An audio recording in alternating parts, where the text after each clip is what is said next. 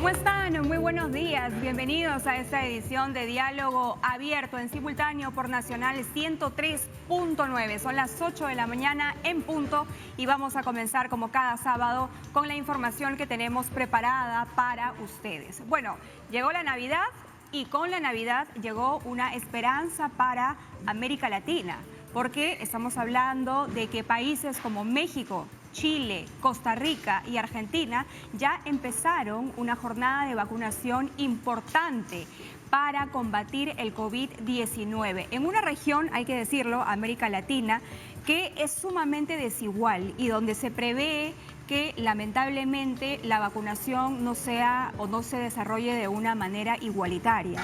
De hecho, ese va a ser uno de los retos más grandes que van a tener en estas jornadas de inmunización a lo largo de toda la región América Latina, que ya suma 500.000 o poco más de 500.000 de personas fallecidas a causa del COVID-19. El día de hoy vamos a conversar con una periodista chilena, porque ella nos va a contar justamente sobre cómo se está llevando a cabo este proceso de vacunación en Chile. El presidente de ese país, Sebastián Piñera, ha dicho a la prensa que es un momento de emoción y esperanza para su país. Lo mismo ha sucedido en México con el presidente López Obrador, lo mismo ha pasado en Costa Rica, en Argentina, donde incluso estas jornadas de inmunización han sido televisadas y se han convertido, por supuesto, en un gran momento para estos países de América Latina. Esta primera jornada de vacunación tiene como prioridad, como ya sabemos, al personal de salud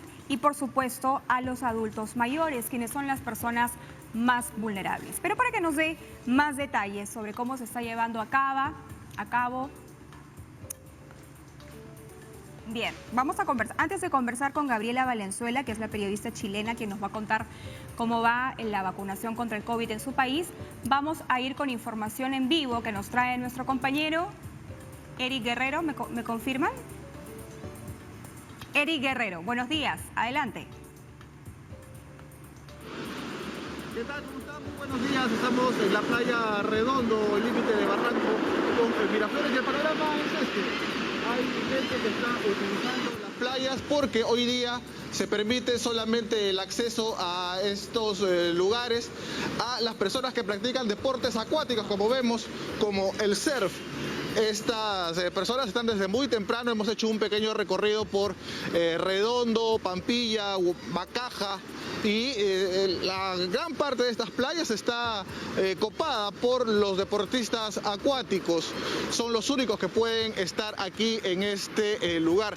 Hemos podido apreciar también seguridad en este punto, sobre todo por miembros del ejército y la policía, que está dando su guardia, está dando sus vueltas por aquí para evitar que esto sea utilizado por otras personas que quieran disfrutar de que está ya abriendo un poco el sol.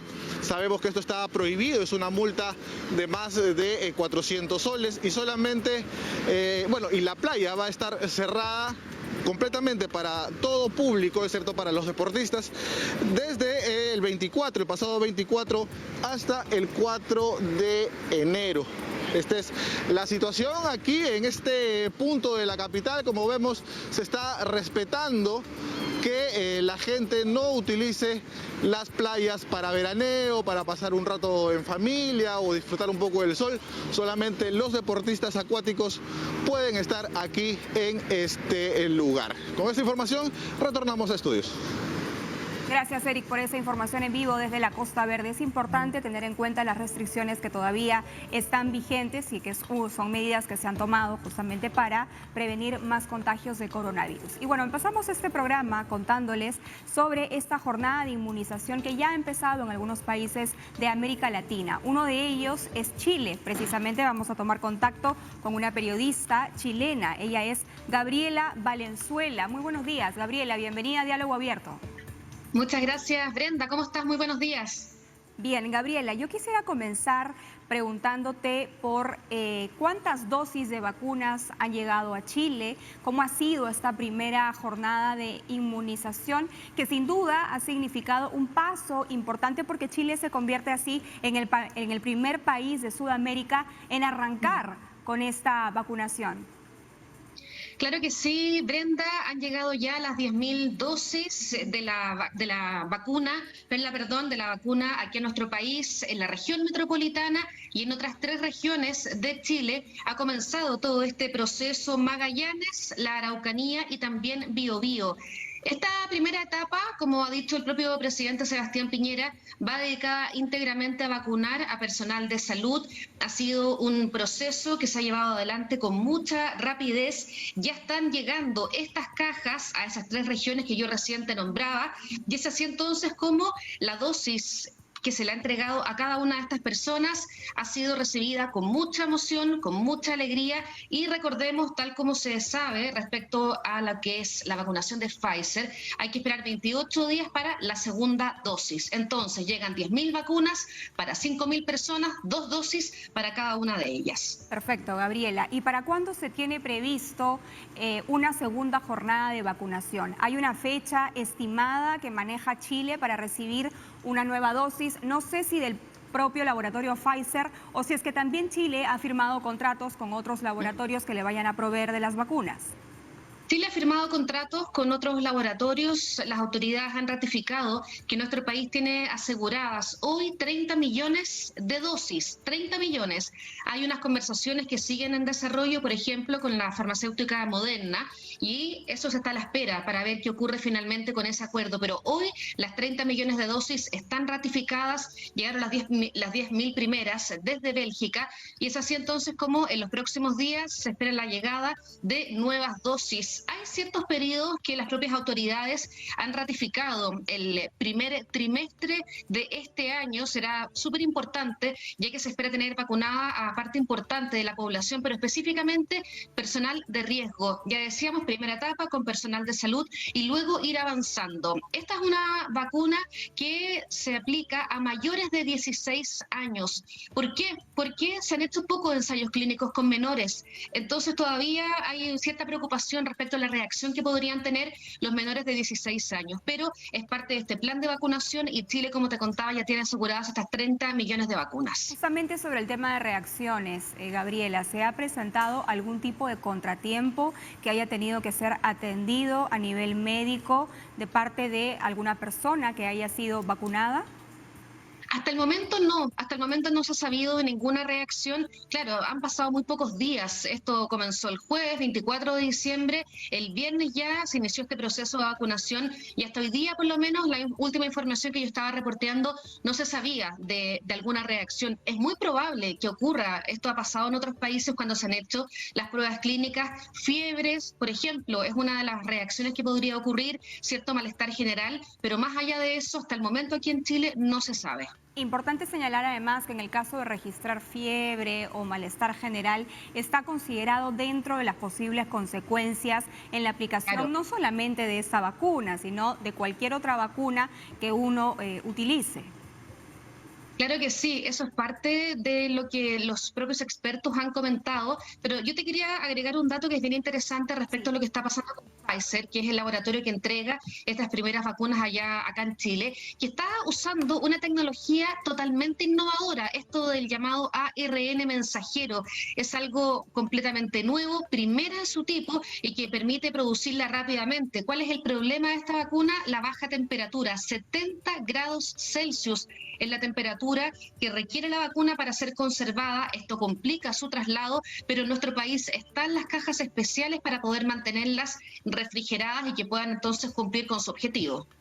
Justamente quisiera que seas un poco más detallista, Gabriela, con este punto, porque, claro, el proceso de vacunación en América Latina se prevé que sea largo, que sea también desigual, son características inherentes a nuestra región, pero en Perú existe una gran preocupación sobre esta llamada cadena de frío para la vacuna de Pfizer por la baja temperatura que necesita y que bien lo estás mencionando, 70 grados Celsius. Háblanos de estas cajas especiales para mantener en buen estado las vacunas. ¿Son cajas que provee el laboratorio? ¿Son cajas que se ha encargado el Estado de fabricar?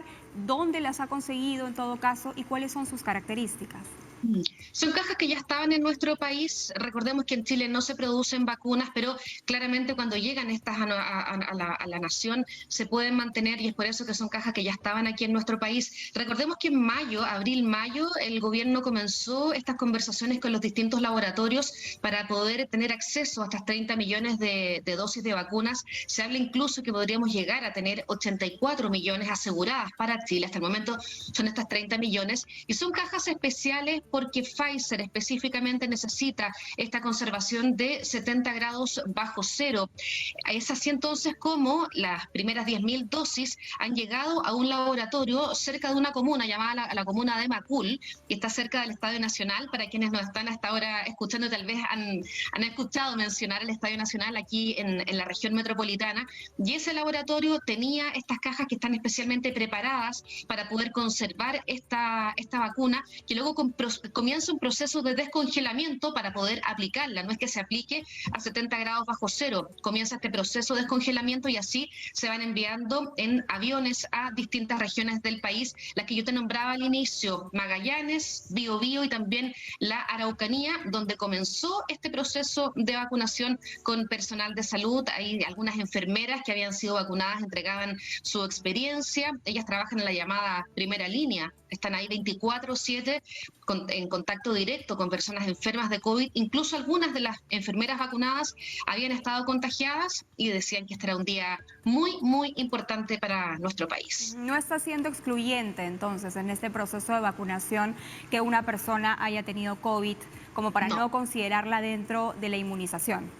No, incluso una de las enfermeras hoy día citada en la prensa comentaba que ella había estado contagiada con COVID-19, pero también fue beneficiada, y el personal de salud es el primer objetivo principal que ha planteado el propio presidente. Estamos conversando con Gabriela Valenzuela, periodista en Chile, que nos está comentando sobre este proceso de vacunación. Chile, el primer país en Sudamérica que empieza esta jornada de inmunización contra el COVID-19. Gabriela, yo quería preguntarte sobre estas cajas especiales para mantener las vacunas. ¿Cómo ha sido el proceso que ha seguido Chile para proveerse de estas cajas y de esta manera asegurarse una distribución efectiva de las vacunas de Pfizer? Sí, tal como yo te comentaba, son cajas que ya teníamos en nuestro país, y es algo entonces que tienen un monitoreo 24/7 específicamente para evitar que se rompa lo que es la llamada la cadena de frío, que es clave mantener la cadena de frío tal como se empieza a distribuir, y si se llega a romper es algo que finalmente no resulta, hay que desecharlas. Mantener entonces esta cadena de frío, se mueven las cargas en aviones propios, aviones comerciales que tienen estas cajas, y así se puede entonces hacer todo lo que es la logística para que lleguen en perfecto estado estas vacunas a las distintas regiones del país. Ya para cerrar, Gabriela, ¿podrías actualizarnos en cuanto a datos del nivel de contagios en Chile, el número de personas fallecidas, por favor? Bueno, súper complicado lo que está ocurriendo en nuestro país. Se ha notado un incremento importante de contagiados. Tenemos en total casos nuevos 2.520. Hace varios meses que no teníamos esa cantidad de contagiados. Superamos esta llamada barrera de los 2.000. Te diría que desde junio, julio, que tuvimos las peores cifras, y ahora en diciembre esto ha vuelto a complicarse y mantiene muy preocupados a las autoridades. En la región metropolitana estamos nosotros en la llamada fase 2. Hay muchos expertos que consideran que en enero y febrero es probable que algunas comunas retrocedan a cuarentena, específicamente por lo que te estoy comentando, esta cantidad de nuevos casos, 2.520 nuevos casos. Y lo otro son los casos activos. Más de 14.000 casos activos. Esa es otra cifra que está preocupando a las autoridades, y es por ello que el 4 de enero se espera que desde el Ministerio de Salud chileno se entreguen nuevas medidas respecto a qué hacer o no, avanzar de fase o retroceder, que sería lo más probable a raíz del aumento de estos casos. Muchas gracias a la periodista chilena Gabriela Valenzuela por conversar esta mañana con nosotros en Diálogo Abierto, en simultáneo por Nacional 103.9. Y esto nos da una idea de cómo funciona el proceso en otros países que, hay que decirlo, se pusieron las pilas más rápido y están empezando estas jornadas de vacunación importantes. Gabriela nos comentaba entonces que han llegado 10.000 vacunas de Pfizer a Chile. Ojo que son 2 dosis por persona y que tienen previsto vacunar a 30 millones de personas en Chile. También nos ha comentado sobre la preocupación que existe en su país respecto del incremento de contagios. Nuevos casos, dice ella, 2.520, pasaron la barrera de los 2.000. Y me quiero quedar con esta información para darle la bienvenida a nuestro siguiente entrevistado, Fernando Mejía, quien es infectólogo, porque me da pie para comentar sobre lo que está pasando en nuestro país. El Perú ya ha superado el 1.000.000 de contagios. Y si bien el nivel de contagio ha disminuido, porque en algún momento teníamos un promedio de 10.000 contagios por día, hoy estamos en los 2.000 más o menos, sí se prevé rebrotes más intensos, se están utilizando más camas de cuidados intensivos y bueno, hay todo un tema que hacer respecto de las medidas preventivas también, porque ojo, el hecho de que la vacuna esté llegando a América Latina, países de Europa, Estados Unidos, no significa que uno tiene que relajarse respecto de estas medidas de bioseguridad. Hay que continuar con la mascarilla, con el distanciamiento social, con el lavado de manos constante, alcohol en gel y lo que ya sabemos que tenemos que hacer. Entonces, a nuestro siguiente entrevistado, cuando la producción me diga que está listo, vamos a preguntarle justamente sobre cómo está pasando en nuestro país esta situación del COVID-19. Y también esta mañana vamos a conversar sobre lo que va a ocurrir en tan solo unos minutos más en la Comisión de Economía del Congreso de la República, porque el día de hoy se va a debatir ese predictamen de ley para crear una nueva ley agraria, algo que debió suceder el día 24, ¿no? Esta reunión de la Comisión de Economía debió suceder el día 24, pero lamentablemente los congresistas no asistieron, muchos de ellos no asistieron, era una sesión virtual y por ello no hubo quórum, razón por la cual no se pudo poner a debate ese proyecto tan esperado por el país, por un sector que se encuentra paralizado en este momento, con protestas que amenazan con volver. Por ejemplo, ICA ha dado una tregua de unos días, pero se espera que para el día 29 se retomen estas movilizaciones si es que no hay una salida a sus reclamos. Antes de entrar con este tema de lleno, vamos a conversar, como lo decía, con Fernando Mejía, quien es infectólogo. Buenos días, doctor. Bienvenido a Diálogo Abierto. Buenos días. Vamos a conversar sobre una cifra que no nos alegra y tiene que ver con que nuestro país ha superado ya el 1.000.000 de contagios. Yo recordaba que hasta hace un tiempo teníamos un pico de contagios diarios, me parece, de 10.000 personas en promedio, en el peor momento de la pandemia. Hoy estamos alrededor de los 2.000, pero esto va en aumento, doctor, conforme van pasando los días. Sí, ha habido un rebrote, yo diría que hay un incremento de casos de forma sostenida y esto se ve reflejado en el incremento del número de camas UCI que se requieren para los pacientes con COVID y el número de hospitalizados, ¿no? Recuerden de que a más casos severos, claramente hay mayor proporción de infectados, ¿no? ¿Cuál y es esto es el reflejo de lo que ha pasado hace 2 a 3 semanas. Todavía no estamos viendo el reflejo de lo que ha pasado en la última semana. Esto lo vamos a ver finalmente en 3 semanas en promedio, ¿no? ¿Cuál es el nivel de utilización de camas UCI a nivel nacional? Que nos dice usted que es un indicador importante. Sí, ya lo dijo el presidente de la Sociedad de Medicina Intensiva. En muchas regiones hay, digamos, el copamiento al 100%, no necesariamente por COVID. Recuerden que las camas UCI son un bien preciado en el sistema de salud, inclusive antes de la pandemia. Pero a raíz de los casos COVID que van incrementando, se va requiriendo más la utilización de camas UCI y en muchos hospitales están al 100%. Algunos países han confirmado ya, doctor, casos de contagio con esta nueva variante del coronavirus o estas nuevas variantes que se están presentando. Es el ejemplo de España, que ha confirmado al menos 4 casos de la nueva variante británica de coronavirus, que dicen que es un 70% más contagiosa. En el Perú tenemos indicios de que esta variante haya llegado a nuestro país.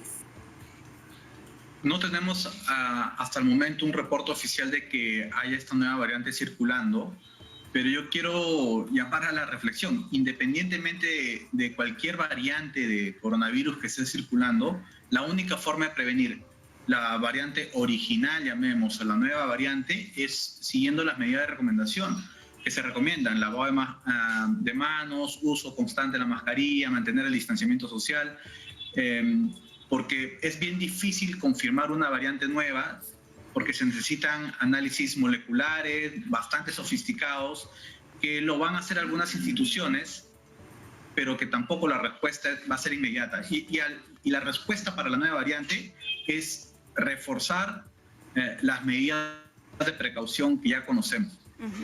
En el caso de esta variante, ¿por qué un virus muta, doctor, y puede convertirse o puede volverse mucho más potente? O sea, todos los virus, independientemente cuál fuese, mutan. Todo el tiempo están mutando, ¿no? Pasa con ese coronavirus y pasa con cualquier otro virus. Es como un mecanismo natural de evolución de los virus. La mayoría de los virus, cuando muta, tiende a ser menos agresivo. En esta nueva variante no lo conocemos aún, parece que no es agresiva, pero sí parece ser más contagiante. Y eso va a llevar a una mayor transmisión, a una mayor proporción de personas que se van a enfermar y mayor requerimiento de servicios hospitalarios, camas con oxígeno y camas UCI. Menos agresiva, pero más contagiosa, es lo que nos dice usted de esta nueva variante. Pero entonces, ¿entendemos que es mejor que los virus muten? O sea, es un mecanismo natural de cualquier,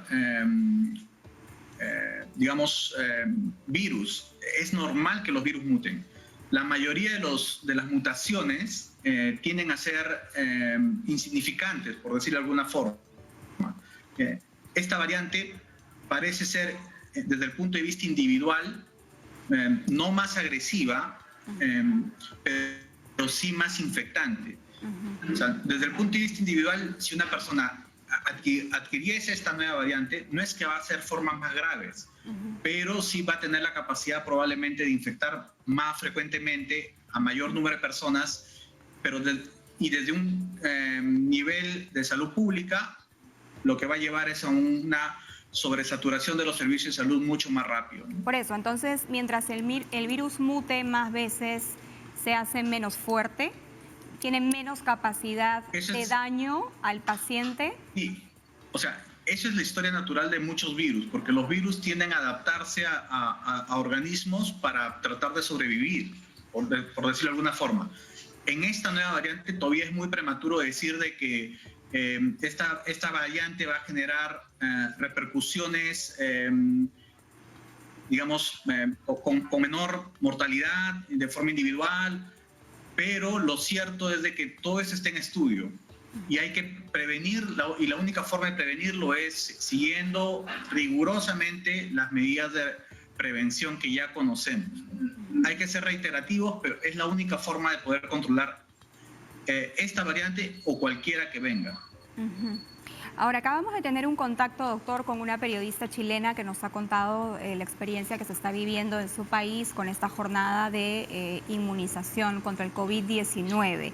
Tengo aquí la lista de los países que han utilizado el uso de la vacuna, autorizado el uso de la vacuna: Reino Unido, Canadá, Israel, Estados Unidos, China también, Rusia, México, Argentina, Chile y Costa Rica. Se prevé que la distribución de la vacuna en América Latina, por las propias características de la región, sea de manera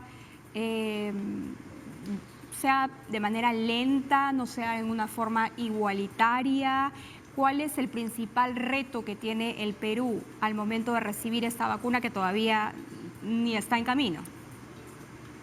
O sea, el primer reto que se tiene es tratar de conseguir las vacunas, ¿no? Creo que ese es el principal reto a corto plazo. Llegar a acuerdos, a gestionar adecuadamente la adquisición de las vacunas. El segundo reto importante es, una vez que se tienen, cómo se distribuye, ¿no? Ningún país está preparado para una distribución masiva en muy corto tiempo. Entonces, normalmente es de forma paulatina, ¿no? Se van a priorizar a los grupos de mayor riesgo, al personal de salud. Creo que esa es la política universal de todos los países, pero hay que tener claro que para que le llegue al ciudadano común, eso no va a ser en forma inmediata, así tengamos la vacuna disponible en el corto plazo. ¿Por qué? Porque es una población enorme la que se tiene que vacunar, son millones de personas, y desde el punto de vista logístico, ¿no? La cadena de frío y todo es bastante complicado hacerlo en muy corto tiempo. Entonces, la mejor forma de prevenir es, nuevamente, tengo que ser reiterativo, pero es la única forma. Hay que seguir rigurosamente las medidas de prevención. Uso de mascarilla, distancia y lavado de manos. Ahora, tengo aquí con información de Perú 21 que existe un entrampamiento, ¿no?, en el Ministerio de Salud. Cita el diario, en la negociación de una cláusula de garantías del convenio con Pfizer, en el caso de nuestro país, son 9.900.000 dosis comprometidas en este acuerdo que servirán para inmunizar más de 4 millones de peruanos. Pues se necesitan, como ya sabemos, 2 dosis para cada uno. En el caso de los niños, doctor, si bien no se han hecho ensayos en los más pequeños, sí que se les ha protegido bastante durante esta pandemia, ¿no? Se han suspendido las clases en muchos países, se le ha dicho a los padres de familia que los niños no salgan, mucho en todo caso, que no vayan a lugares donde hay mucha concentración de gente. Pero ¿en algún momento podemos hablar de una vacuna para los niños y adolescentes o estamos todavía lejos de esto? Estamos todavía un poco lejos de eso. Recién han empezado algunos de las vacunas, estudios en menores de edad. En Estados Unidos, por ejemplo, se ha probado que a partir de los 16 años las personas pueden vacunarse, y esto tiene que ver con el comportamiento de este grupo poblacional entre 16 y 18 años que salen a trabajar, ¿no? O sea, en esos países, de muy corta edad, hacen trabajos, digamos, en autoservicios, en centros de comida rápida. Por eso es que han incluido este grupo, pero es claro que la recomendación de la vacuna, por ejemplo, de Pfizer o de Moderna, no es para adolescentes o niños porque todavía falta información, ¿no? Y es un grupo especialmente vulnerable que con el tiempo, probablemente evaluando la seguridad ya en forma masiva, se va a incluir. ¿La vacuna asegura una inmunidad total? Porque claro, estamos hablando de que es potestad de cada uno decidir si quiere vacunarse o no. Así lo ha aprobado el Congreso de nuestro país, no es un tema obligatorio. ¿Bastaría con que algunos decidan, otros no, y podríamos conseguir una protección para todos? ¿O es necesario que la mayor cantidad de peruanos pase por este tema de inmunización para garantizar su éxito? Algo importante que quiero recalcar acá sobre la vacuna es de que la vacuna no necesariamente previene una infección. Lo que va a prevenir la vacuna en los estudios que se han visto es principalmente el desarrollo de formas graves, ¿no? O sea, por consiguiente, menos personas hospitalizadas y menos muertes. Pero no es que prevenga la infección. Por eso, a pesar de que las personas reciben la vacuna, tienen que seguir usando mascarilla, tienen que seguir manteniendo distancia y tienen que seguir lavándose las manos. O sea, la importancia de la vacuna va por ese lado. No se recomienda que una vez que uno se vacune, ya se olvide y vuelva a la vida normal. Eso no es así. Eso queda claro, doctor. Lo que no queda claro es si siendo voluntaria la aplicación de la vacuna, vamos a poder conseguir una inmunidad total o una inmunidad lo suficientemente alta como para cortar esa cadena de contagios que se viene registrando. ¿O es necesario que todos se vacunen, la mayor cantidad de personas? O sea, la inmunidad de rebaño es la capacidad, eso es inmunidad de rebaño. Se necesita por lo menos el 70-80% de la población vacunada para proteger al 20-30% restante, ¿no? Pero nuevamente, o sea, por más que uno tenga la vacuna, todavía no tenemos información de qué tanto va a prevenir la transmisión del virus. Por eso es importante, a pesar de la vacuna, reforzar las medidas que ya conocemos. Las personas vacunadas tienen que seguir usando mascarilla, tienen que seguir manteniendo distancia. Entonces, eso es importante. O sea, lo que mucha gente cree es que las personas se vacunan en una gran proporción, 70, 80% de la población, y ya van a finalmente dejar de evitar las medidas de prevención. Y eso no es cierto. Se necesita más información. El tiempo nos dirá qué tanto va a prevenir la infección, que es distinto a prevenir que una persona enferme de forma grave. Sobre el tema de la información que se tiene sobre las vacunas, en el caso de Pfizer, las vacunas de Pfizer me parece que los datos son mucho más certeros y da más confianza. En el caso de Moderna también. En el caso de la vacuna rusa, al inicio hubo toda una serie de desconcierto o desconfianza porque Rusia no había publicado sus procedimientos científicos. Pero, por ejemplo, Argentina empieza ya la jornada de vacunación con Sputnik, ¿no? Entonces, ¿cuál es la diferencia entre vacuna y vacuna? Las tres que le estoy mencionando, Pfizer, Moderna y la vacuna rusa. O sea, es la forma como se produce, ¿no? O sea, las vacunas tienen distintas formas de producción. Algunas se basan en unas partículas de RNA mensajero, que lo que hace es enseña al organismo, a la persona, a producir defensas específicas contra una parte del virus y por consiguiente defendernos del virus. Hay otras en las cuales usan un virus diferente para introducir esta fracción. Y hay otras, por ejemplo, como las vacunas chinas, que lo que usan es el virus, digámoslo así, muerto, para también enseñar al organismo, a la persona a producir defensas. Entonces, todas, más o menos, en estudios preliminares tienen una efectividad que va alrededor del 90%. Ya hay dos vacunas que han sido aprobadas y que son bastante seguras, como son la de Pfizer y la de Moderna, porque han completado y están bastante avanzadas en los estudios de fase 3. La vacuna rusa, como modelo de vacuna, es bastante buena, pero todavía falta información. No ha sido publicado todavía, al menos en revistas científicas, evaluada por pares, cuál es la real eficacia, ¿no? Yo creo que muchas de estas vacunas en realidad se usan desde un punto de vista político, ¿no? O sea, jamás, por ejemplo, los países del primer mundo van a ir con la vacuna de Pfizer, Moderna. La vacuna, por ejemplo, de AstraZeneca, que estaba muy avanzada, esta vacuna no ha sido aceptada ni siquiera todavía por emergencia, justamente porque en los estudios preliminares ha habido cierta desconfianza. Entonces, hay mucha respuesta política también en el uso de las vacunas, ¿no? ¿Y cuáles han sido ya, para terminar, doctor, casos que se hayan presentado por alguna contraindicación tras la aplicación de la vacuna en América Latina? Mire, en América Latina todavía no han empezado la vacunación propiamente, pero en lo que se ha visto en Estados Unidos, en Canadá... Sí, ya empezó. Ha empezado en Chile, ha empezado en México, ha empezado en Costa Rica, Argentina también. Ayer Chile, por ejemplo, ha vacunado a más de 400 personas en un primer momento, pero Chile ha conseguido 10.000 dosis de vacunas de Pfizer, justamente. La primera chilena en vacunarse ha sido Zulema Riquelme, ¿no? Que ha sido la primera, no solamente chilena, sino la primera sudamericana en recibir esta inmunización. Pero le preguntaba, digamos, las reacciones, si es que las están habiendo, como se ha visto en otros continentes, ¿son de consideración o son reacciones que están dentro de lo esperado?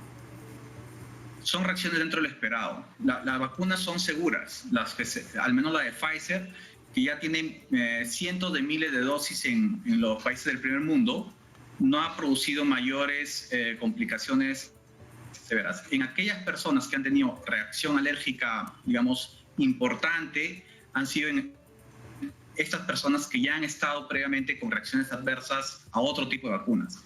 Pero en el momento en Sudamérica, con las pocas vacunas que se han empezado, todavía no han empezado de forma masiva, no ha habido ninguna reacción mayor, ¿no?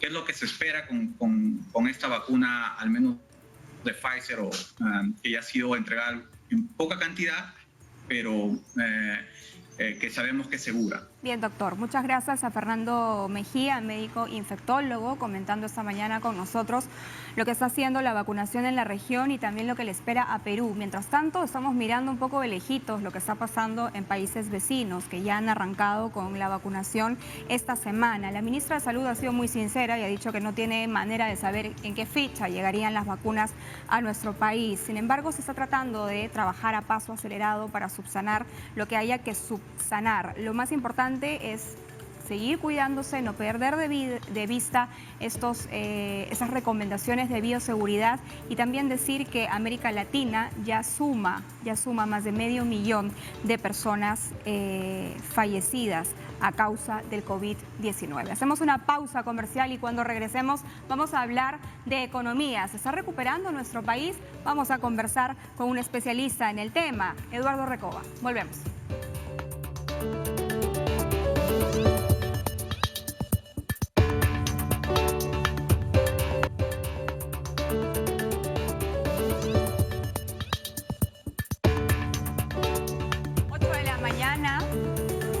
Ocho de la mañana con 41 minutos. Esto es Diálogo Abierto. Recuerde que estamos en simultáneo por Nacional 103.9. El Perú ya no es el país con el mayor número de muertos. Sin embargo, hay que estar todavía bajo muchísimo cuidado, sobre todo porque no tenemos vacuna a la vista. De hecho, dentro de los países con más casos de COVID-19 en el mundo, primero se encuentra Estados Unidos, en el segundo lugar India, Brasil y en el puesto número 17 ubicamos a Perú con 1.003.982 casos de acuerdo a la información actualizada. Esta pandemia golpeó la economía, ha sido el daño colateral probablemente más grande en términos financieros para muchas familias peruanas. Vamos a conversar sobre este tema, cómo se va recuperando la economía, con Eduardo Recoba, quien es economista y experto en el tema. Doctor Recoba, buenos días y bienvenido a Diálogo Abierto. Perla, buenos días, ¿cómo está usted? Encantada. Gracias. Al inicio de esta pandemia habían unas proyecciones bastante duras de procesar respecto de cuánto se iba a contraer o cuánto se contraería nuestra economía justamente a causa del COVID-19, por el cierre de comercios, por la cuarentena tan estricta que tuvimos en un primer momento al inicio de esta pandemia. Hoy, a fin de año del 2020, acaba de pasar Navidad. ¿Qué tanto o cuánto esta situación ha variado y si nos podría hacer un comparativo respecto de lo que fueron las cifras iniciales?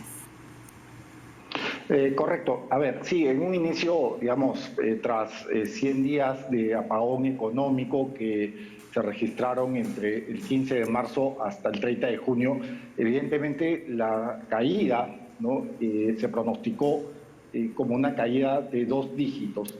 Todavía se mantiene esa percepción de cara ya al cierre del año, la próxima semana. Sin embargo, hay que decir, Perla, que esta caída se ha suavizado. ¿Qué significa eso? Pues en buen cristiano y para que los televidentes nos entiendan. Quiere decir que, no obstante, estos 2 dígitos negativos fueron fortísimos, quizás a abril, donde creo que alcanzamos un pico de menos 39%. Actualmente estamos entre un menos 9 a un menos 10% de caída en términos de PBI real, ¿no? Esto quiere decir que, no obstante, repito, seguimos en números rojos. Estos números rojos se han ralentizado, se han, digamos, suavizado, lo que decía hace un ratito, y eso nos permite de alguna manera considerar ciertas mejoras, sobre todo en, digamos, sectores productivos como minería, que aunque es tímido, pero bueno, ha aumentado su actividad en función a esta reactivación económica, comercio otro tanto, y evidentemente construcción. Son sectores que al final, Perla, son ricos, ¿no?, en la provisión de empleo, que es lo que al final nos va a sacar de este lío, de esta recesión atípica ya de cara al 2021, ¿verdad? Claro, usted nos comenta minería, comercio, construcción como sectores ricos o sectores que nos van a poder ayudar a salir de esta contracción económica. ¿Qué pasa con la agricultura, con el tema agropecuario en nuestro país, que también ha sufrido un auge, un boom en los últimos años, pero que lamentablemente en las últimas semanas se ha visto paralizado por una demanda justa de los trabajadores agrarios y una derogatoria de ley que ha dejado la situación en el limbo? Los empresarios, por un lado, tienen una posición, dicen, nosotros no podemos asumir un jornal de 70 soles diarios, entendiéndose que en el Perú 1 de cada 4 aproximadamente, usted me corregirá, de peruanos están bajo un sistema formal solamente, y esto nos da una idea mucho más general de lo que está pasando. Sin embargo, los trabajadores agrarios dicen hace 20 años que nos tienen olvidados y no dejan de tener razón. ¿Qué tanto importa el sector agropecuario en nuestro país para salir de esta crisis económica? A ver, para responder a esta pregunta, que es muy interesante, Perla, habría que dividir o divorciar dos subsectores al interior de este gran sector agropecuario, ¿no? Uno, pues, evidentemente es el sector agropecuario duro, ¿no? que básicamente está compuesto por pequeños propietarios agrícolas, pequeños ganaderos, ¿no? Que es, digamos, la gran masa proveedora, ¿no? De bienes de pan llevar, ¿no? Del campo a la ciudad, ¿no? Y el otro componente, el otro subsector, es el sector agroindustrial, el sector agroexportador. Estamos hablando de la gran empresa. En función a esa división habría que decir lo siguiente, ¿no? El aporte del componente agropecuario es crítico. Inclusive me atrevería a decir que es un aporte mucho más clave, ¿no? Bueno, no mucho más, exagero, pero sí un aporte clave, ¿no? Respecto al aporte de la agroindustria, porque al fin y al cabo es una actividad, la agroindustrial, que mira más a los mercados externos que a los mercados internos, ¿verdad? La potencialidad del empleo en este sector, agroindustria, agroexportación, también es una potencialidad muy acotada. Esto en castellano, ¿qué significa? Que el aporte en términos de empleo, digamos, no es tan potente como el aporte de la agricultura dura, como la llamo yo. Y ahora, ¿qué hacer con la agricultura dura? Yo creo que ya hemos tenido esta experiencia agroindustrial, como tú bien indicas, que tras 2 décadas no ha permitido abrir esos espacios que combata, por ejemplo, la precariedad laboral, que tú has anotado. Efectivamente son 4/5 de informalidad dentro del mercado laboral, y tampoco ha permitido que se abran más espacios de riqueza al interior del campo. ¿Qué necesitamos? Para responder un poquito a tu pregunta, necesitamos que haya realmente una reformulación, un reperfilamiento del campo, porque la precariedad, la pobreza, la informalidad no puede seguir al interior de los pequeños propietarios agrícolas, al interior de los pequeños propietarios ganaderos.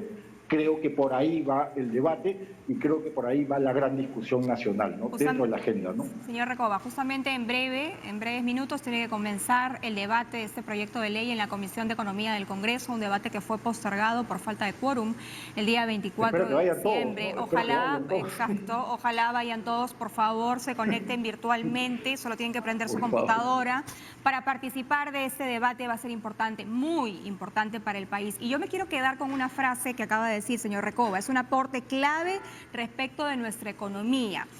Tengo aquí información sobre el Censo Nacional Agropecuario del año 2012, que me parece que fue el último, ¿no? El último censo que se ha hecho en este sector del país. Y según este censo... ¿Del INEI? Sí, del INEI. Del INEI, sí. Correcto, del INEI. Según este censo, el 30% del territorio peruano está destinado al sector agropecuario. Ojo, estamos hablando de información que ha hecho el INEI en el año 2012. Estamos en 2021, ya casi.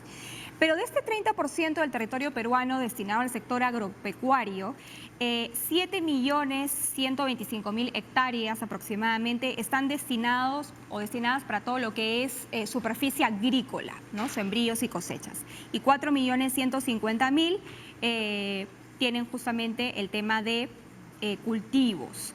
Ahora,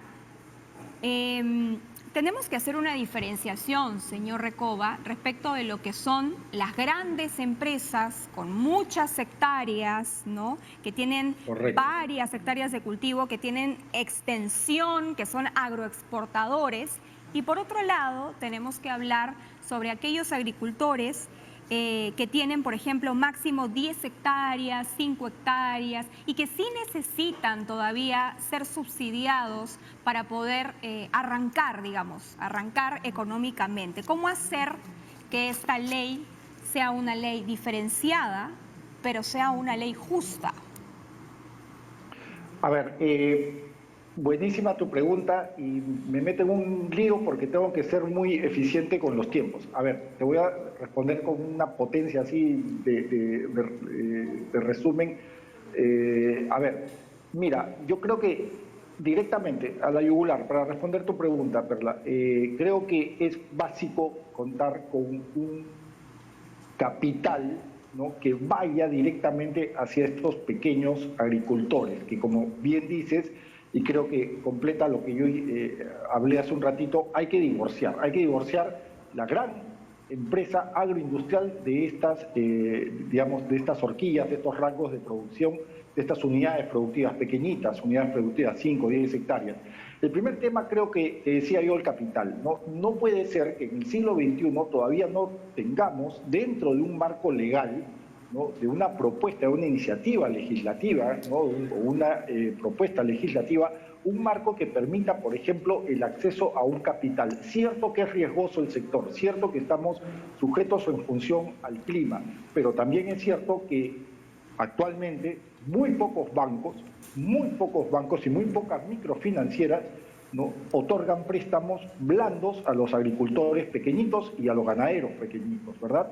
Y eso yo creo que por ahí habría que partir el debate y la discusión de cara a tener un frente legislativo poderoso. Lo otro, Perla, es que hay un problema también ya para delinear esto que tiene que ver con el agua. Tú has mencionado la superficie agrícola. Es cierto, la gran empresa agroindustrial fagocita, ¿no?, digamos, en términos de terrenos, la superficie, la área sembrada, pero también fagocita el agua, ojo. Entonces, una legislación potente también tiene que proteger al pequeñito, ¿no?, de estas grandes empresas agroindustriales que, no lo digo yo, revisemos los repositorios de los medios independientes, ahí vamos a encontrar grandes asimetrías, ¿no?, respecto al usufructo del agua. La gran agroindustrial, la gran agroexportadora, no estoy satanizándola, evidentemente, pero sí hay que reconocer que la gran empresa agroindustrial se come mucho del acuífero, ¿no?, y en perjuicio de los pequeñitos, ¿no? Entonces yo creo que ahí hay dos puntos de partida, Perla, si usted me permite, sí, de cara pues a delinear una buena legislación, ¿no? El capital y lo otro, uso del agua.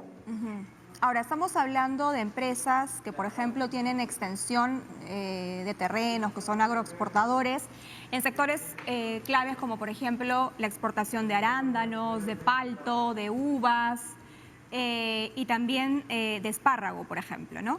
Pero en el caso de los que no son agroexportadores, es también otro tipo de cultivo.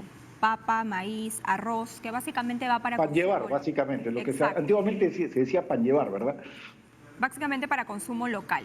Entonces, sobre este tema, señor Recoba, digamos que si no se llega a un consenso en este nuevo proyecto de ley agraria que no fue debatido en la Comisión de Economía, como ya lo hemos dicho, el día 24 y que se espera que en breve empiece, ¿cómo podríamos hacer para salir del entrampamiento? Porque lo que está proponiendo el Ejecutivo es un nuevo planteamiento de remuneración mínima vital, 930 soles, más o menos, más gratificaciones que vendrían a ser un 16.6% y una CTS de 9.72%. Es decir, el incremento del 20% del sueldo diario, ¿no?, de un jornal a través de un bono. ¿Es esta una salida realista para ese sector que, como decimos, es tan diferente?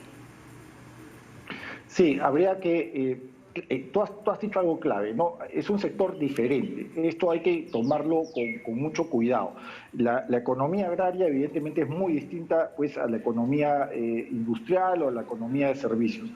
Lo que sucede, Perla, es que nosotros, digamos, el Ejecutivo en general, o nosotros podemos tener todas las mejores intenciones para mejorar esta horquilla, estos rangos salariales, de cara pues a que el sector cumpla, no con, digamos, no con, como dice la patronal o los gremios agroindustriales, nosotros cumplimos con los sobrecostos, nosotros tememos a que haya sobrecostos laborales. Creo que primero, Perla, si usted me permite, hay que cambiar esta narrativa, ¿no? No es tanto sobre costos laborales, son derechos laborales, ¿verdad? Entonces yo creo que la intencionalidad de aplicar incrementos sobre las remuneraciones mínimas, sobre los derechos a contar con mejores condiciones de CTS, vacaciones, pagar una de salud completa, no la mitad, sino ya completa, ¿no? En fin, estoy hablando de durante 2 décadas donde me permitirá el término, donde la agroindustria ha pasado piola, ¿no? Yo creo que ya eso no tiene que ir más allá, ya creo que eso no va más, y creo que es momento de que la agroindustria, que ya es una industria, por cierto, Perla, madura, que ya puede caminar solita, ya a los 20 años ya eres mayor de edad, ¿no? Ya eres, digamos, una industria consolidada, ya creo que puede asumir con 8.000 millones de dólares en facturación, y esto evidentemente es un argumento muy válido hablar de ventas, ¿no? Con 8.000 millones de dólares de facturación 2019, yo creo que ellas están en condiciones, ¿no?, de asumir estos nuevos retos, estos nuevos rangos salariales. Entonces yo creo que sí, yo creo que la propuesta, la iniciativa del Ejecutivo tiene que ir, pero lo dicho, insisto, si no contamos con una plataforma de financiamiento a la pequeñita, ¿no es cierto?, a la que produce el pan llevar, a la que produce lo que nosotros compramos en los supermercados y en los mercados, ¿ya? Porque, claro, yo por lo menos no como diariamente espárragos, yo no como diariamente uva Italia, uva de mesa, yo no como diariamente arándanos, lo que sí comemos todos, es papa, camote, maíz, sorgo, etcétera, frijoles, lentejas, bien. Yo creo que hay que preservar, digamos, la fluidez de capital y evidentemente también cuidar los derechos sobre el agua. Señor Recoba, ¿no? Yo creo que hay que empezar por ahí, ¿no? Vamos a ir cerrando, pero no me quiero ir sin 2 preguntas para respuestas muy cortas. Una es, entre estos 45 soles que se está planteando en el Poder Legislativo y los 70 soles que están pidiendo los trabajadores agrarios, ¿se puede encontrar algún punto medio como para salir de la situación y que no se sigan bloqueando carreteras?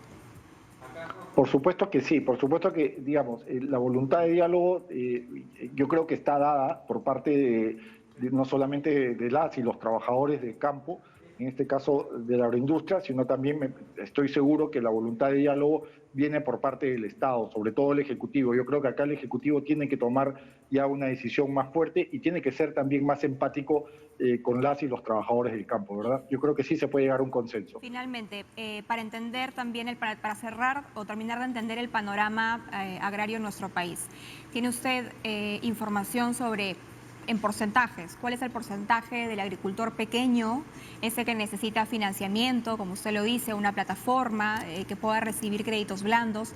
¿Y cuál es el porcentaje de empresas mucho más grandes que sí pueden tener otro tipo de compromisos, no solamente con sus trabajadores, sino otro tipo de compromisos tributarios también? Me parece que la mayoría son pequeños, pero los grandes tampoco son tan pocos, ¿no? A ver, el dato en detalle no lo tengo, pero tengo que ser muy sincero contigo, pero sí te puedo dar un dato que me parece que es relevante y que puede contestar un poco tu pregunta.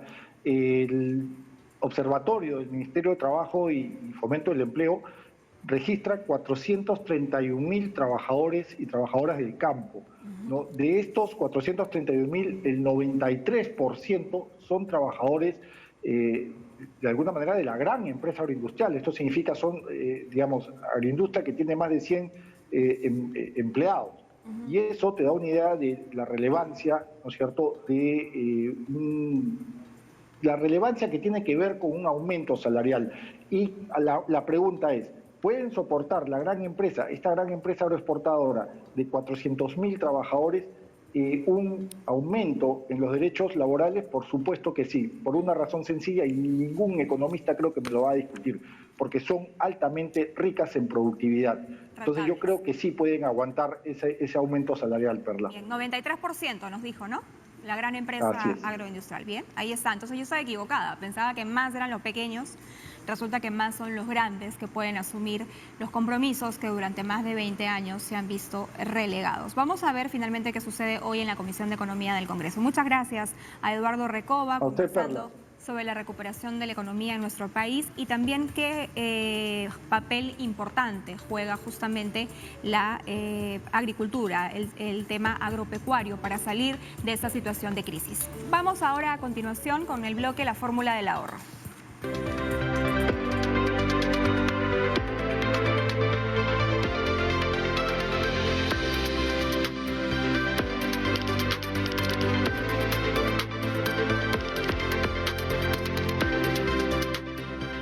Ya se encuentra con nosotros Marita Rodríguez, quien es vocera de la ONP. Estamos en simultáneo para Nacional 103.9. Son las 9 en punto de la mañana. Buenos días, Marita, bienvenida. Gracias, Perla. Buenos días y muy buenos días con todos los que nos escuchan esta mañana. Exacto. Vamos a comenzar, Marita, por una buena noticia que va para los pensionistas de la ONP, de la 19990, para ser más exactos, y es el otorgamiento de este bono de 930 soles a los pensionistas. Cuéntanos desde cuándo se va a dar, cómo pueden cobrar y justamente también para evitar el tema de aglomeraciones y colas en los adultos mayores. Así es, Perla. Entonces, ¿te parece? Mira, vamos a empezar identificando a las personas que van a recibir esta retribución extraordinaria, ¿correcto? Bien, este beneficio lo van a recibir todas aquellas personas que han podido acceder a una pensión en el Sistema Nacional de Pensiones, ya sea de manera definitiva o de manera provisional, hasta el 5 de diciembre del presente año. Este beneficio está alcanzando a más de 500.000 de pensionistas del Decreto Ley 19990. ¿A cuánto asciende esta retribución extraordinaria? Ya lo decías tú, asciende a una remuneración mínima vital equivalente hoy en día a 930 soles. ¿Cuándo vamos a pagar esta retribución extraordinaria? Pues bien, la vamos a pagar en enero del 2021 y nuestros pensionistas la van a poder cobrar conjuntamente con su pensión del mes de enero del 2021. ¿Esta es una bonificación, como bien lo dices, Marita, extraordinaria o se tiene pensado otorgar una nueva retribución en algún momento? A ver, según lo que señala la ley número 31083, se trata de un pago único, ¿no? Y por eso se refiere que es extraordinaria, ¿no? Y se hace en el marco, digamos, de estas disposiciones que se han dictado para atender, digamos, a la población, en este caso más vulnerable, que son nuestros adultos mayores, nuestros pensionistas. ¿El cobro se va a hacer con la pensión del jubilado a la par? Sí. Te comento. Los pagos de las pensiones, en este caso del Decreto Ley 19990, se realizan de acuerdo a un cronograma, ¿correcto? Entonces, el pago del mes de enero, en lo que corresponde a enero del 2021, empieza a efectuarse a partir del 11 de enero. Entonces, del 11 de enero al 14 de enero, nuestros pensionistas que cobran en la modalidad de abono en cuenta bancaria van a poder cobrar su pensión. Y conjuntamente con su pensión van a encontrar que se les ha abonado esta retribución extraordinaria. Aquellos pensionistas que cobran desde sus domicilios a través del servicio de pago a domicilio van a poder recibir su pensión y retribución extraordinaria a partir entre el 16 y el 25 de enero del 2021. Las personas que han quedado viudas, por ejemplo, ¿ellos también pueden acceder a esta bonificación? Así es.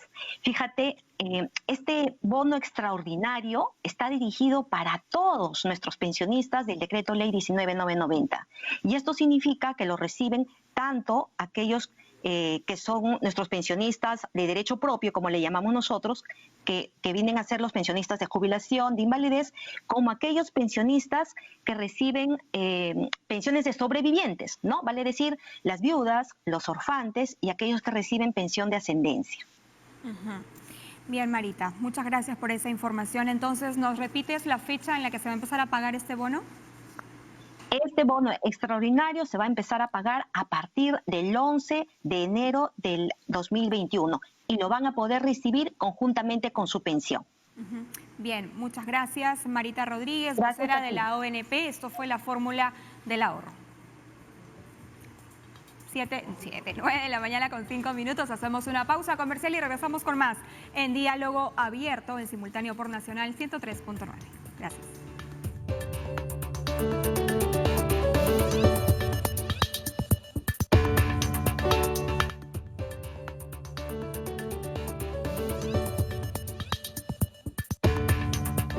Como lo comentábamos al inicio del programa, ICA ha entrado en una especie de tregua hasta el 29 de diciembre, esperando las decisiones que se tomen respecto de esta nueva ley agraria. Son las 9:11 de la mañana y todavía no empieza el trabajo de la Comisión de Economía en el Congreso.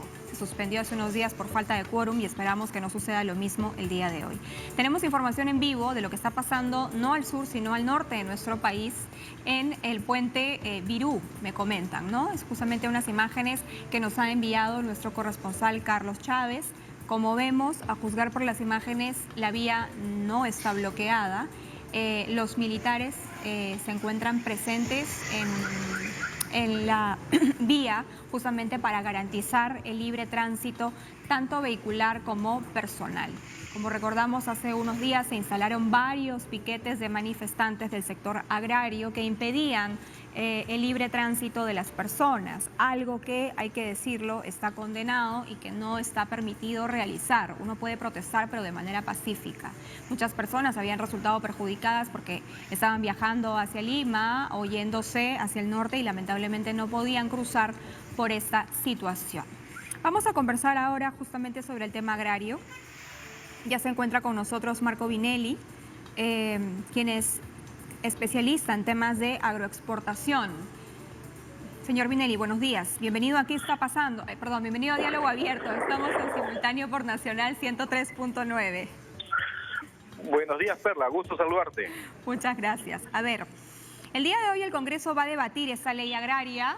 Esperamos, porque son las 9:12 y todavía no se reúne esta comisión.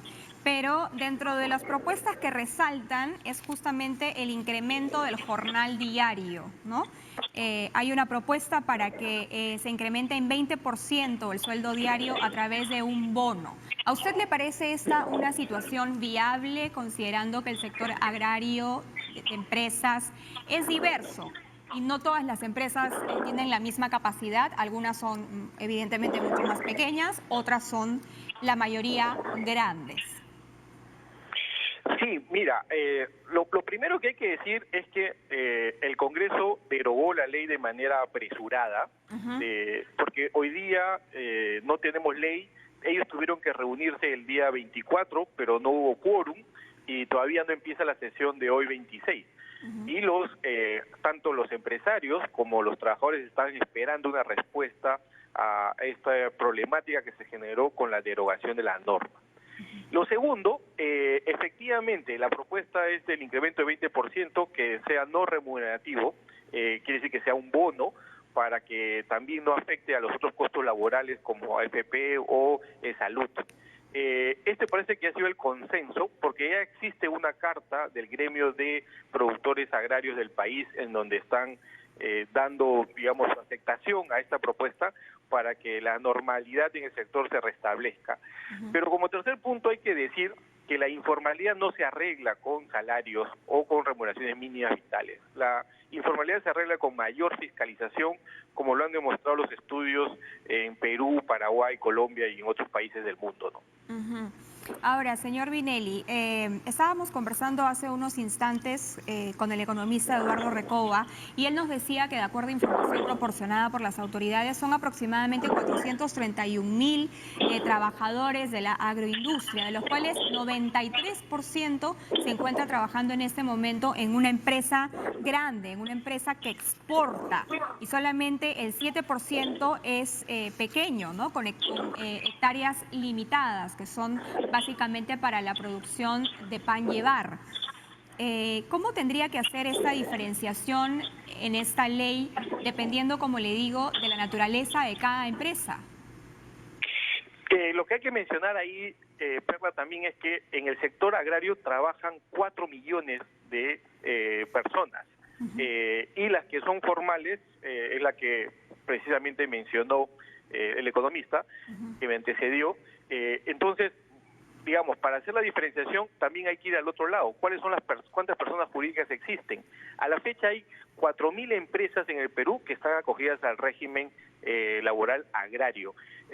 Y es muy sencillo, creo, poder fiscalizar estas 4.000 empresas de tal manera que estas 4.000 puedan cumplir con los beneficios sociales que corresponden de acuerdo a la norma.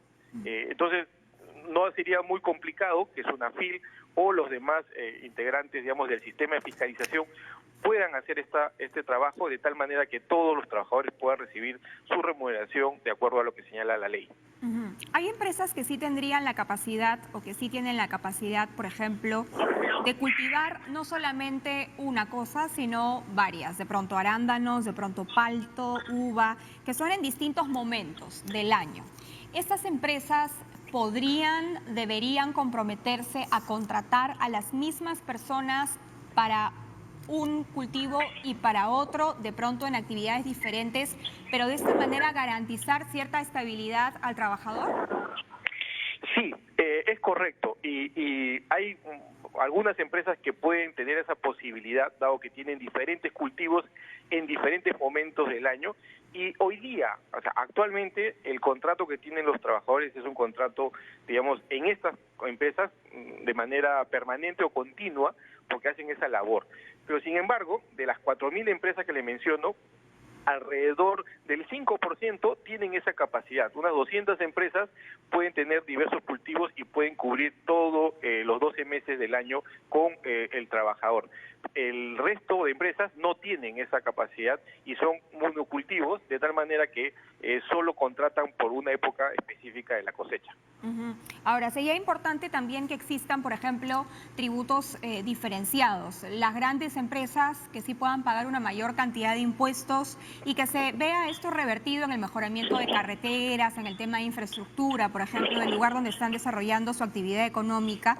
Pero a un pequeño agricultor que tiene 5 hectáreas o 10 hectáreas, no se le puede pedir el mismo nivel de pago tributario porque evidentemente hay una diferencia abismal. ¿Cree usted que sería importante que esta ley que esperamos se debata en el Congreso recoja esta diferencia? Sí, es importante que lo recoja, pero también hay que señalar lo siguiente, Perla. En una compañía tenemos 3 diferentes socios. El primer socio es el accionista, el dueño de la compañía. El segundo socio son los proveedores y los que te financian tu campaña. Y el tercer socio es el Estado. Y el Estado cobra, digamos, de alguna otra manera, a través de los impuestos, su participación. Y ahí, por ese, digamos, pago que se hace el Estado a través de los impuestos, también el Estado tiene que retribuir con algo. ¿Y qué significa eso? Seguridad jurídica, estabilidad macroeconómica, cambio que no se regula. Señor Vinelli, estamos teniendo problemas con la comunicación. No sé si podría ubicarse en un mejor lugar para tener mejor señal. Sí, claro que sí. Ahora sí. Le comentaba que el Estado también participa en las empresas a través de los impuestos y para ello tiene que brindar mayor seguridad jurídica, estabilidad macroeconómica, que el tipo de cambio no sea volátil, de tal manera que el impuesto correspondiente que las empresas puedan pagar, lo paguen sin ningún problema y ningún inconveniente. Es claro, porque estaban bajo una ley de promoción, ¿no? Una ley de promoción que tenía... de promoción del sector, que tenía un tiempo determinado, pero que sin embargo fue extendido por 10 años más. Fue una de las últimas decisiones que tomó el expresidente Martín Vizcarra, aunque el Tribunal Constitucional había señalado que una vez vencido el plazo de esta ley de fomento, de impulso, digamos, tenía que reevaluarse porque ese sector no podía continuar bajo este marco jurídico. Sí, es verdad, y el Ministerio de Economía y Finanzas ha presentado una propuesta en donde las empresas van progresivamente pagando el 29.5% y creo que ahí no existe en este momento ningún tipo de, digamos, de excusa y que hay que seguir esa senda hasta finalmente llegar al 29.5%. Usted ha sido, me parece, presidente de Agrobanco. No he sido miembro del directorio, pero ya hace 4 o 5 años. Ya, sí, sería importante comentar sobre las pequeñas empresas, los pequeños agricultores que sí necesitan y van a continuar necesitando este impulso, ¿no? El señor Recoba nos comentaba en una entrevista anterior que sería importante que existan más plataformas de financiamiento para los pequeños con créditos blandos, que no muchos bancos consideran esta posibilidad y que en realidad el pequeño agricultor tiene limitadas puertas que tocar. ¿Cómo va el tema de financiamiento para los pequeños agricultores desde su experiencia en el sector? Sí, ahí concuerdo completamente con ese punto de vista y le comento algunos números. 2 millones de agricultores en el país y alrededor de 170.000 acceden al financiamiento formal del sector financiero. Es decir, menos del 10% de los agricultores pequeños están accediendo al crédito. Y ahí el gobierno del señor Vizcarra lanzó lo que es el FAE Agro. El FAE Agro tiene 2.000 millones para garantizar créditos del sistema financiero formal. Es un sistema que todavía no ha tenido el despliegue necesario, pero que en este nuevo gobierno del señor Sagasti debería hacerse los ajustes para que esa plata definitivamente pueda llegar al pequeño productor que tiene entre 3 y 5 hectáreas. ¿Cuáles serían esos ajustes? El ajuste primero que no sea para solamente esta campaña. Se financiaba la campaña 2021, sino que también puede ser hasta la campaña 21-22 o 22 y 23. Segundo, que se le permita a todas las entidades financieras poder acceder a este fondo de garantía para que ellos sean los que den los créditos a los productores. Todavía está siendo muy limitado. Hay 10 o 11 empresas del sistema financiero que están accediendo a esta garantía. Tercero, que haya mayor difusión. Ahí el Ministerio de Agricultura tiene que jugar un rol importante para que más agricultores se acerquen a las ventanillas del sistema financiero y puedan acceder a su crédito. Y cuarto, trabajar de la mano del Ministerio de Agricultura el proceso y la asistencia técnica para que el productor, una vez que termine la cosecha, pueda finalmente pagar este crédito que está siendo garantizado por el Estado. Permítame, señor Vinelli, justamente vamos a ir unos instantes con imágenes de la Comisión de Economía en el Congreso de la República, porque ya comenzó la sesión virtual para debatir esta nueva ley agraria. De los 15 congresistas que conforman esta comisión, se encuentran presentes de manera virtual 14. Ya se pasó lista y empieza de esta manera entonces un tema pendiente que debió resolverse el día 24 y que sin embargo fue pasado para esta fecha. Está hablando el presidente de la Comisión de Economía del Congreso, Anthony Noboa. Vamos a escuchar unos segundos. Una propuesta la cual consideramos bastante equilibrada y con claros beneficios al trabajador con relación a la ley derogada, y sin poner en riesgo la estabilidad de los empleadores y además sin generar, ¿no?, un impacto negativo en nuestro sistema económico. El presente dictamen parte de la base de lo planteado por la Comisión Multipartidaria. El trabajo que ha realizado la Comisión Multipartidaria, al cual yo agradezco y he felicitado en varias intervenciones, es que nos ha servido para hacer un trabajo y hemos recogido ello como un insumo sobre lo cual hemos ido complementando con los aportes recogidos en las propuestas realizadas en las diferentes bancadas, ya sea a través de proyectos de ley u otras comunicaciones que nos han hecho llegar. Lo mismo recoge los aportes de los señores trabajadores y de los empleadores, asimismo del Poder Ejecutivo, ya que el Poder Ejecutivo también ha presentado una propuesta. Es decir, estimados colegas, lo que buscamos es plantear una propuesta equilibrada, buscar proteger los derechos laborales sin poner en riesgo al sector agrario, porque planteamos medidas que otorgan ciertos beneficios temporales, priorizando a las pequeñas empresas. Asimismo, se plantea otorgar mayores beneficios económicos al trabajador, adicionales a la remuneración, ¿no? Y esta propuesta, en líneas generales, establece un régimen agrario con claros beneficios a favor del trabajador, estableciendo condiciones mínimas de trabajo, derecho preferencial de contratación, plantea el fortalecimiento de SUNAFIL, el ejercicio de los derechos colectivos, que es bastante importante, seguro de salud y de accidentes de trabajo. Establece un régimen tributario bastante responsable y equilibrado. Asimismo, establece una cláusula de transparencia, donde anualmente se publica la relación de empresas que se acogen al Estas son beneficio imágenes tributario, de la número sesión de virtual que se está trabajadores, llevando a así como cabo el monto ahora de en el beneficios Congreso de la República. El presidente de la Comisión de Economía decía, es una ley que va a otorgar beneficios temporales a la pequeña empresa. Me quiero detener en este punto, retomamos con nuestro entrevistado, el señor Vinelli. Señor Vinelli, ¿está por ahí? Sí, Perla, sí te escucho claramente. Beneficios temporales a la pequeña empresa. ¿Qué es lo que prevé este proyecto? ¿O qué es lo que debería, hacia dónde debería apuntar? Los beneficios temporales a la pequeña empresa están referidas al tema impositivo, al impuesto a la renta. Van a mantener el impuesto a la renta del 15% por 1 año o 2 años para la pequeña y mediana empresa, y luego van a ir subiéndola gradualmente. A eso es lo que hace referencia, según la propuesta de ley que he podido revisar el día de ayer. Pero respecto al otro tema, te comento, Perla, que creo que todavía faltan mecanismos para la formalización.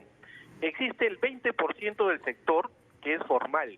Sin embargo, el 80% de los trabajadores son informales. Para ellos necesitamos más medidas de tal manera que pasen a ser formales y puedan tener la remuneración y los beneficios sociales completos. Ahora, en el caso de las grandes empresas, se plantea que ya puedan pagar el impuesto normal de 29.5% de manera progresiva y sin excusas. ¿Para cuándo se tiene previsto el incremento? Según lo que he revisado, el incremento empezaría a partir del próximo año, del año 21, y finalmente llegarían al 29.5 del año 25 o el año 26. Habría que ver cómo queda la redacción final de la norma. Pero está bien porque de esa manera pueden hacer una mejor proyección de su flujo de caja y finalmente adecuarse progresivamente para las empresas. Pero hay que recalcar, Perla, que los beneficios que mencionan la Comisión Agraria son los beneficios que actualmente existía en la ley anterior. Por ese lado no ha habido, digamos, una mejora significativa, sino que son los mismos beneficios. Señor Vinelli. Sí, lo escucho. Sí. Ahora, esta ley puede aclararnos el panorama, puede mejorar en algo la situación, pero ¿va a acabar con la tormenta que se ha generado? Esperemos que sí. Van a haber algunos que no van a estar contentos, algunos trabajadores me refiero, pero yo creo que aquí ya el Estado tiene que también cumplir un rol importante y empezar a poner orden. Entendemos que el legislativo es el que promueve las leyes en el país, pero es el Estado el que asegura la estabilidad y el orden interno. Le toca ahora al gobierno ejercer ese papel y esa función. Muchas gracias al señor Marco Vinelli, especialista en temas de agroexportación. Estamos en Diálogo Abierto, 9 de la mañana con 28 minutos, en simultáneo por Nacional. Hacemos una pausa y regresamos con más información.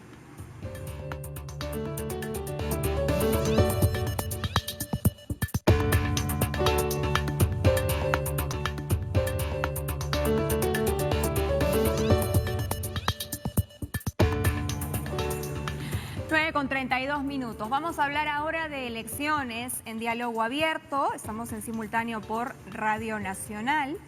Y vamos a darle la bienvenida a nuestro siguiente entrevistado. Se encuentra con nosotros esta mañana Jorge Jáuregui, especialista justamente en temas electorales. Buenos días, señor Jáuregui. Buenos días, Perla. Es un verdadero placer estar a sus órdenes. Encantado. Gracias.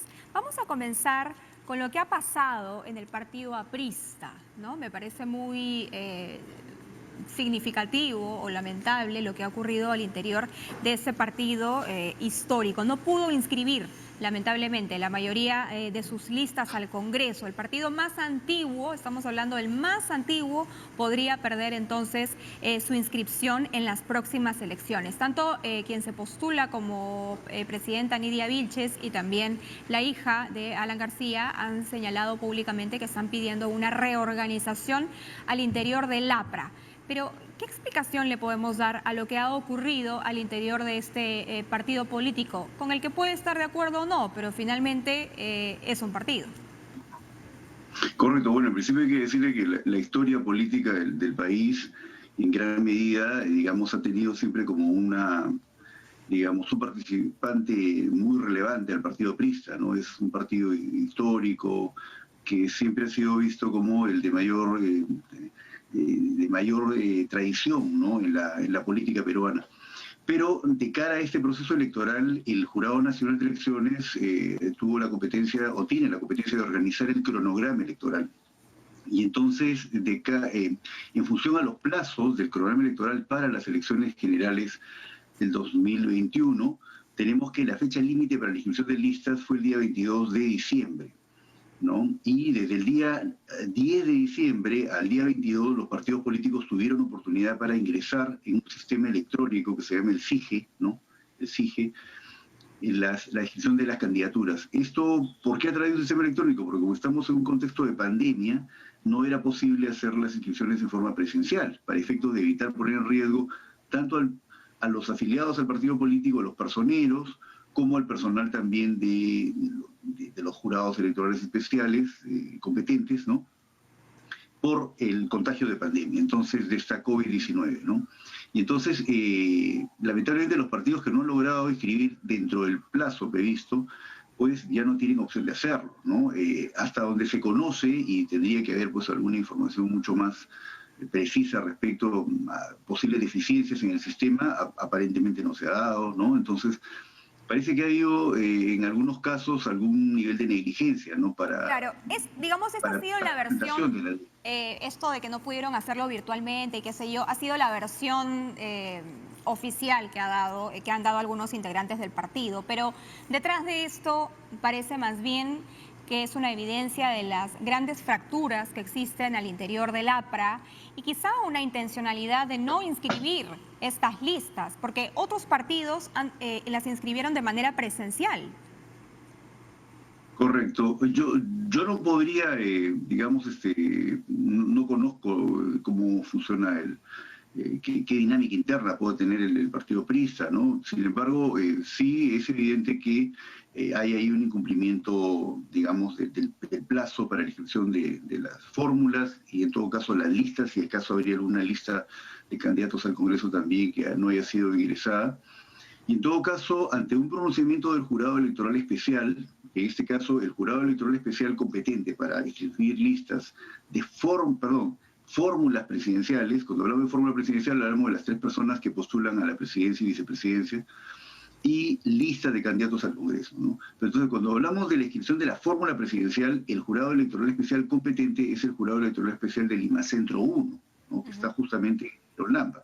Entonces, va a ser ese jurado el que tenga que emitir un pronunciamiento respecto a algún pedido de inscripción, en el caso que sea pues, extemporáneo y tal, ¿no? Contra lo resuelto por un jurado electoral especial, cualquiera que fuere, sea el Lima Centro 1 o los demás jurados electorales especiales que van a ser competentes para la inscripción de listas de candidatos al Congreso, entonces corresponde una apelación ante el Pleno del Jurado Nacional de Elecciones, que es la última instancia y la que decide, finalmente, en instancia definitiva, valga la redundancia, este tipo de pronunciamientos, ese tipo de pedidos. Ahora, ¿no? Entonces, pidieron ellos quedarnos con eso, con lo que resuelva finalmente el Tribunal Electoral, ¿no? El Jurado Nacional de Elecciones. Pidieron ellos una reprogramación o una prórroga, no al tribunal, sino al Jurado Electoral Especial de Lima Centro 2, un plazo adicional, pero al menos en esa instancia, ya ha sido rechazado. Lo peligroso de lo que le está pasando al APRA es que como solo ha logrado inscribir 3 listas de 27 listas, solamente 3, Arequipa, Junín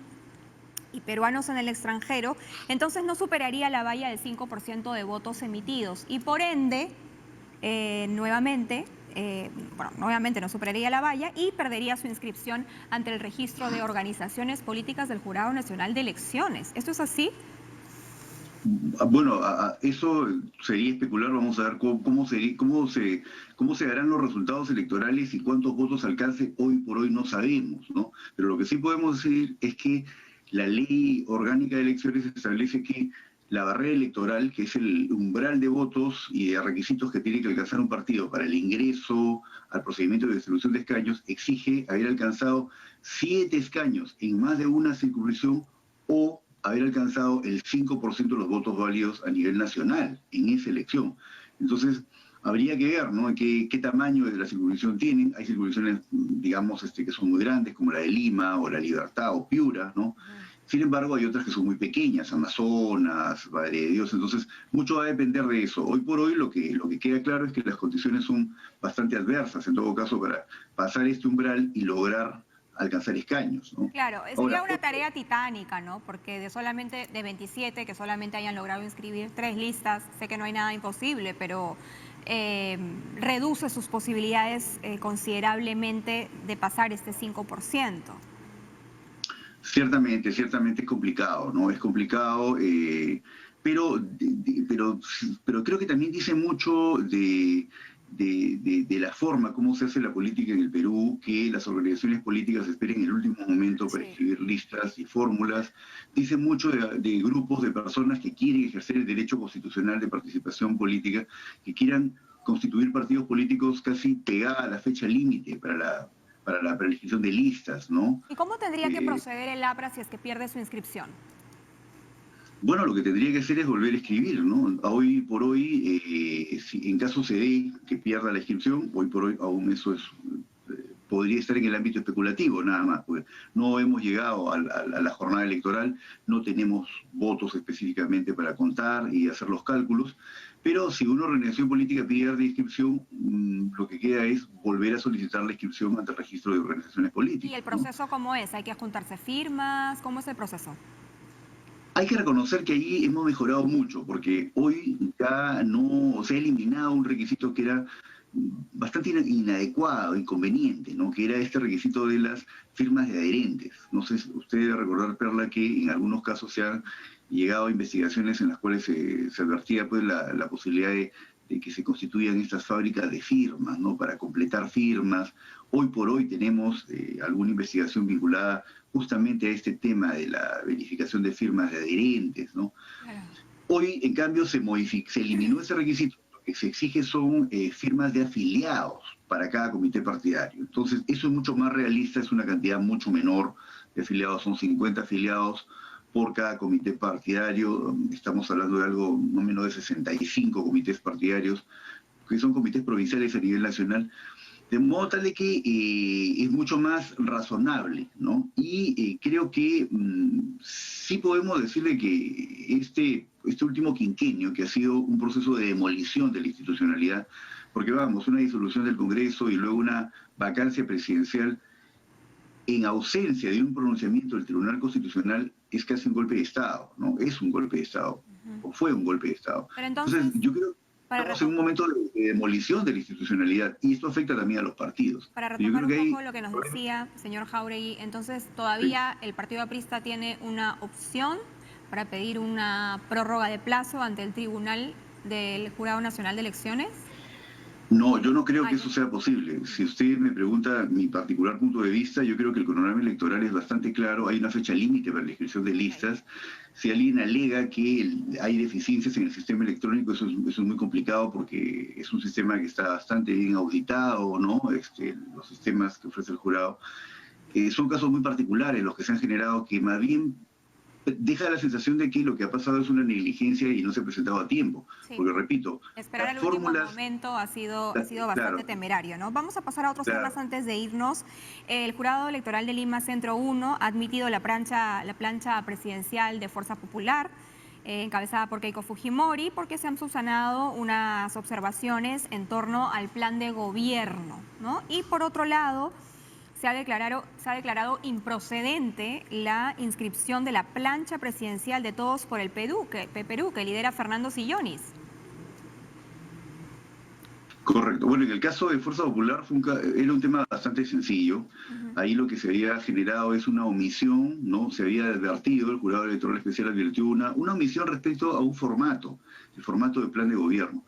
Consecuentemente será una cosa muy sencilla de subsanar, por eso es que conforme lo establece el reglamento de inscripción de listas, el Jurado Electoral Especial le concedió 2 días para que el partido político subsane. Habiéndolo subsanado, pues se superó la fase de calificación de lista, ¿no? ¿Cuándo es para preocuparse? Cuando hay un requisito de fondo, ¿no? De fondo, es decir, por ejemplo, la lista está incompleta, la fórmula está incompleta, de repente no se cumple con la paridad de alternancia, hay más hombres que mujeres, más mujeres que hombres, o de repente se afecta el tema de la elección interna, no se realizó adecuadamente o tiene deficiencias. Ahí sí eso implica una improcedencia, ¿no?